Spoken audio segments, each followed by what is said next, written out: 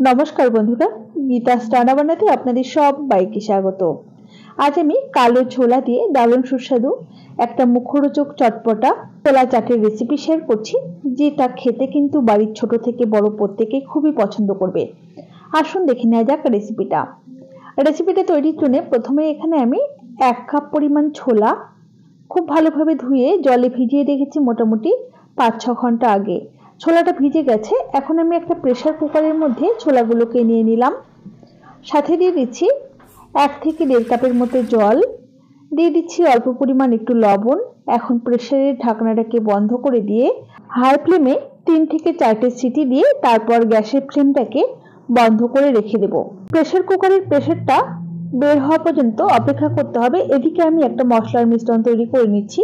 একটা প্লেটের মধ্যে নিলাম 1/4 চামচ জিরে গুঁড়ো, 1/4 চামচ ধনে গুঁড়ো, 1/4 চামচ লাল লঙ্কা বা ঝাল লঙ্কার গুঁড়ো।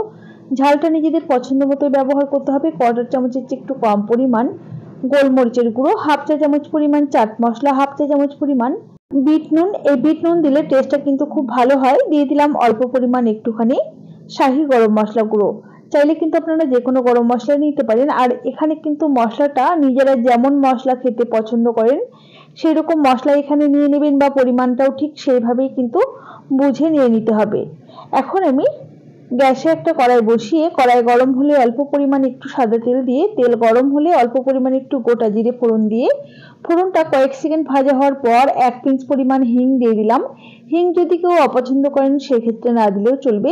হিংটা কয়েক সেকেন্ড ভাজা হওয়ার পর সেদ্ধ করে জল ঝরিয়ে রাখা ছোলাটা দিয়ে দিলাম। সাথে যে মশলাটা তৈরি করে রেখেছিলাম মশলা দিয়ে দিলাম। স্বাদ মতো সাদা লবণ বা রেগুলার লবণ দিয়ে দিলাম। নুন ঝাল মিষ্টি এগুলো কিন্তু নিজেদের পছন্দ মতো ব্যবহার করতে হবে। আর আমি এখানে যে সমস্ত মশলাগুলো ব্যবহার করেছি, যদি কোনোটা না থাকে সেটা কিন্তু না দিলেও চলবে, কোনো অসুবিধে নেই। খুব ভালোভাবে নাড়াচাড়া করে মোটামুটি মিডিয়াম ফ্লেমে ততক্ষণ পর্যন্তই রান্না করে নিতে হবে যতক্ষণ না ছোলার জলটা শুকিয়ে যাচ্ছে। মোটামুটি 2 থেকে 3 মিনিটের মতো সময় লাগবে। দেখুন ছোলার জলটা কিন্তু টেনে গেছে। এখন আমি গ্যাসের ফ্লেমটা বন্ধ করে এই ছোলাটাকে অন্য একটা পাত্রের মধ্যে ট্রান্সফার করে নিয়েছি। এখন এটাকে আমরা চাট বানাবো, তো এর মধ্যে দিয়ে দিচ্ছি পেঁয়াজ কুচি। আমি এখানে একটা মাঝারি সাইজের পেঁয়াজের ব্যবহার করেছি। আপনারা কিন্তু পেঁয়াজটাকে কমিয়ে বা বাড়িয়ে ব্যবহার করতে পারেন। দিয়ে দিলাম স্বাদ অনুযায়ী কাঁচা লঙ্কা কুচি। ঝালটা নিজেদের পছন্দ মতোই ব্যবহার করতে হবে। একটা ছোট সাইজের টমেটোকে কুচি করে সেটাও দিয়ে দিলাম। দিয়ে দিচ্ছি 1 মুঠো পরিমাণ ধনেপাতা কুচি। ধনেপাতা কেউ অপছন্দ করলে সেক্ষেত্রে না দিলেও চলবে। এখন 1 ফালি লেবু নিয়ে সেই লেবুর রসটাকে আমি নিংড়ে দিয়ে দিলাম। খুব ভালোভাবে এখন এই সমস্ত কিছুকে মিশিয়ে নিতে হবে। আপনারা চাইলে কিন্তু এর মধ্যে অবশ্যই একটু শসা কুচিও ব্যবহার করতে পারেন। আমি শসা কুচিটা দিলাম না। এটা কিন্তু শুধু মুখে খেতেও যেমন ভালো লাগে, এটা কিন্তু মুড়ির সাথে খেতেও কিন্তু ঠিক ততটাই বেশি ভালো লাগে। দেখুন আমি পরিবেশন করে দিচ্ছি। রেসিপি কেমন লেগেছে সেটা কিন্তু আমাকে অবশ্যই কমেন্ট বক্সে কমেন্ট করে জানাবেন। আমার চ্যানেলে নতুন হলে পাশে থাকা বেল আইকন সমেত চ্যানেলটিকে সাবস্ক্রাইব করে পাশে থাকবেন।